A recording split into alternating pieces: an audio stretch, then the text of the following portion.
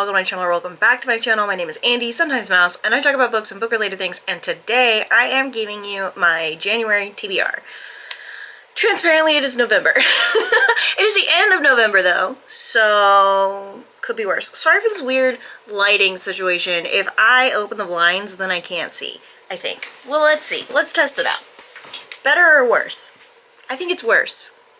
But you know what? I'm not getting up again, so here we are. Sorry, and actually, if I lean back, we're fine. Let's just, how's that? That's better. Okay. All right. Let's go ahead and talk about my January TBR. This year, I will be continuing to read at least one nonfiction book a month. I also will be continuing to focus on finishing out my series. I do promise that at some point I will post a video talking about how I track all of my reading and the series and how I put all of that together. However, that moment is not right now. So let's go ahead and talk about the series continuations that I will be reading first. Now, I don't want to get too into the weeds about the plots of these, but some of them are kind of standalone-y. Not standalone, but like, I'm not spoiling anything by reading them, so I will do that for you. First up, we have Among the Enemy by Margaret Peterson Haddix, which is the 6th book in the Shadow Children series, I believe. Matthias, an illegal third child, is caught in the crossfire between rebels and the population police. When he unwittingly saves a population police officer, Matthias is brought to the population police headquarters to train as an officer himself. There he meets Nina, another thirdborn, who enlists his help in a plot to undermine the population police. But Matthias is under constant scrutiny, and he has no idea who he can trust. What can one boy do against a wicked bureaucracy? Next we have Aftermarket Afterlife by Shawnee McGuire. That is going to be the 13th and I think the last book in the Encrypted series. At least at the time of filming this, it is the last book in the Encrypted series. This book follows Mary Dunlavy, who is the ghost that babysits for the family in this series. There has been this whole thing going on with a Crossroads, and she was a Crossroads ghost for a minute, but then a whole bunch changed, and now she's not. And I can't get into the weeds about spoiling those things, but this book is about her. Next up, we have The House of Always by Jen Lyons. This is going to be, I think, the 4th book in a series that I can't think of the name of, and I can't tell you more. Then we have Witch 12 and Witch Volume 13 by Elizabeth Unknown. These are the graphic novels that I am reading through. There's like 20 or 30 of them, so I am slowly but surely getting through them. I might read more than these, actually, by the end of all of this, so we will see, but like by the end of this month, we'll see if I can get through these first, right, and then continue. We were rudely interrupted because someone is upset that someone else is currently having to be contained. Hold on. Our position has been... Alright, so anyway, next up we have Sorcery by Terry Pratchett. This is the next book in the Discworld series. Don't ask me which number, I don't know. There was an 8th son of an 8th son. He was quite naturally a wizard, and there it should have ended. However, for reasons we'd better not go into, he had 7 sons. And then he had an 8th son, a wizard square, a source of magic, a sorcerer. We'll see. We'll see how that book is. I think they're all very funny, so that'll be interesting. For a book series that I will be finishing and kind of forgot I was reading, we have Sea Sparrow by Kristen Cashore, which follows the immediate aftermath of the events of Winterkeep. Look, transparently, I don't remember anything about these books, so I might end up rereading all of them, but there's 3 before this one, so I don't know, but I straight up forgot I was reading these books, so, yeah, we'll see how that goes. Next, we're done with series. We have all of my other, quote-unquote, other books. These are just the books that have been on my TBR for ages, for the most part. I'm trying to also get through those because I just keep saving books and then not getting to them, so, yeah.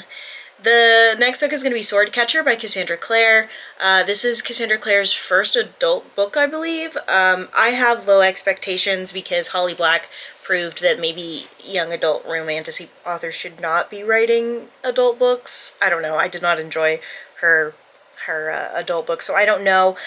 This book follows Kel, who is an orphan, who is also the body double of the prince, and then he and the prince are like besties.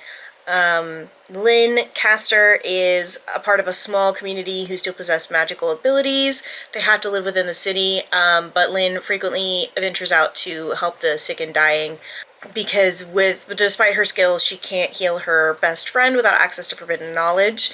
There was a failed assassination attempt, and that inevitably brings Lynn and Kel together. They're drawn into a web of the mysterious Ragpicker King, the criminal ruler of Castellan's underworld. He offers them each what they want the most, but as they descend into his world of intrigue and shadow, they discover a conspiracy of corruption that reaches the darkest gutters of Castellan to the highest towers of its palaces. So we will see how that goes. We'll see what that book looks like. Again, I don't have very high expectations. I did initially, and then I don't know. We'll see. Consider Claire is kind of a guilty pleasure read for me anyway, so we'll see.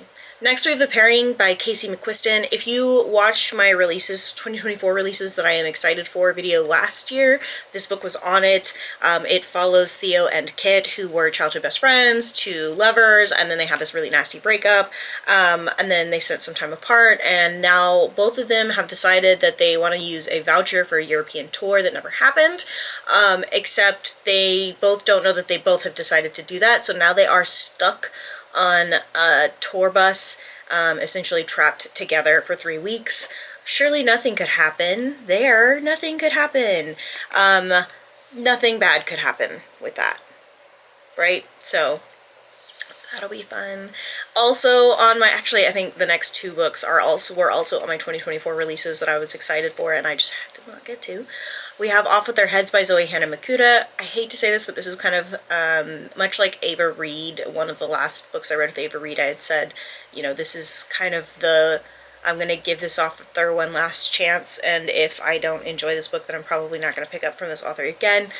That's kind of how I feel about this. The God Killer series, I don't remember if that's what it's called, was okay, but there were a lot of issues that made me kind of wary about the writing, and so if Off With Their Heads is not an improvement, is not better, is not good, then I probably won't pick up from this author again. I hate to say that, but it is what it is. In a world where saints are monsters and Wonderland is the dark forest where they lurk, it's been 5 years since young witches and lovers Caro Rabbit and Isadora Alice Sickle were both sentenced to that forest for a crime they didn't commit, and 4 years since they shattered one another's hearts, each willing to sacrifice the other for a chance of freedom. Now Caro is a successful royal saint harvester, living the high life in the glittering capital and pretending not to know of the twisted monster experience that her beloved Red Queen hides deep in the bowels of the palace. But for Ika, the memory of Caro's betrayal has hardened her from timid girl to ruthless hunter, a hunter who will stop at nothing to exact her on Caro, on the Queen, on the throne itself. But there's a secret about the saints the Queen's been guarding, and a volatile magic at play, even more dangerous to Ika and Caro than they are to each other. I love lovers to enemies. It's fun. Enemies to lovers is good, but lovers to enemies is rowdy. Next we have Sleep Like Death by Kaylin Barron, which is a Sleeping Beauty one, I believe, retelling, I believe, or Snow White. One or the other.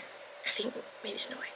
Only the truly desperate and foolish seek out the night, an ancient monster who twists wishes into curses. Eve knows this firsthand. One of her mothers was cursed by the night and trapped in a body of a songbird. With the unique abilities to communicate with animals and conjure weapons from nature, Eve has trained all of her life to defeat him. With more and more villagers harmed by the night's corrupt deals, Eve believes she's finally ready to face him. But when Queen Regina begins acting strangely, talking to seemingly no one, isolating herself, and lashing out at the slightest provocation, Eve must question if her powers are enough to save her family and her kingdom. Next up we have So Thirsty by Rachel Harrison. This is like, I think, a vampire book by Rachel Harrison. I enjoy Rachel Harrison's writing a lot. Yeah. Sloane Parker is dreading her birthday. She doesn't need a reminder that she's getting older or that she's feeling indifferent about her own life. Her husband surprises her with a birthday weekend getaway, not with him, but with her best friend and troublemaker extraordinaire Naomi. Naomi ends up orchestrating a wild night out with a group of mysterious strangers, only for it to take a horrifying turn that changes Sloane and Naomi's lives literally forever. The friends are forced to come to terms with some pretty eternal consequences in this bloody, seductive novel about how it's never too late to find satisfaction, even though it might taste different than expected. Yeah, definitely a vampire book. Next up, we have my nonfiction book pick. And again, I'm so sorry about this lighting, because even if I close the blinds, I don't think it will be better, but let's try it, just for the last 2 books. Whatever, we're gonna have to deal with this one strip of light. It's better than a bunch of weirder, smaller strips of light, I guess. I don't know. It's that time of year where I have no control over the light. The light controls me, you know?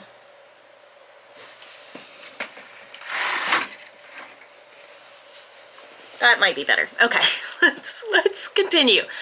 Next up, we have my nonfiction book pick for the year. That's going to be 84 Trying, not year, for the month. That's going to be 84 Trying Crossroad by Helene Half. My sister-in-law recommended this book to me. It was originally published in 1970 and brings together 20 years of correspondence between Helene Half and a used book dealer in London. Through the years, they've never met, separated geographically and culturally. They share a winsome and sentimental friendship based on their common love for books. And it is just through these letters that you read about their friendship, which seems really lovely and charming. Then our last book on this long list of books, it feels like, maybe it's just because I keep getting interrupted in the middle of filming this, is going to be Diavola by Jennifer Thorne. Anna has 2 rules for the annual Pace Family Destination vacations: tread lightly and survive. It isn't easy when she's the only one in the family who doesn't quite fit in. Her twin brother, Benny, goes with the flow so much that he's practically dissolved, and her older sister, Nicole, is so used to everyone, including her blandly docile husband and 2 kids, falling in line, that Anna often ends up in trouble for simply asking a question. Mom seizes every opportunity to question her life choices, and Dad, when not reminding everyone who paid for this vacation, just wants some peace and quiet.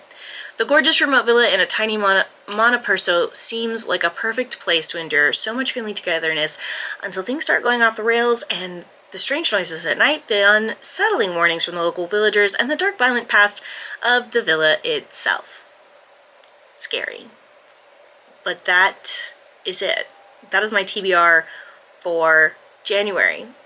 Sorry about all the mini interruptions and changes in lighting and all of that. This has been a bit of a chaotic video to film, but I hope that you enjoyed it. If you are going to read any of these books, if you've read any of these books, let me know in the comments down below how you felt about them, or if you're excited about them, or whatever. If you enjoyed this video, don't forget to like and subscribe and share, and if you didn't, let me know how I can make it better for you, if I can. I post videos every Tuesday and Thursday at 10 a.m. Central Standard Time, except the first full week of the month, because taking breaks is important, so I will see you guys on Thursday. Don't forget to take your meds and drink your water and do something today to take care of yourselves. Okay, thanks, bye.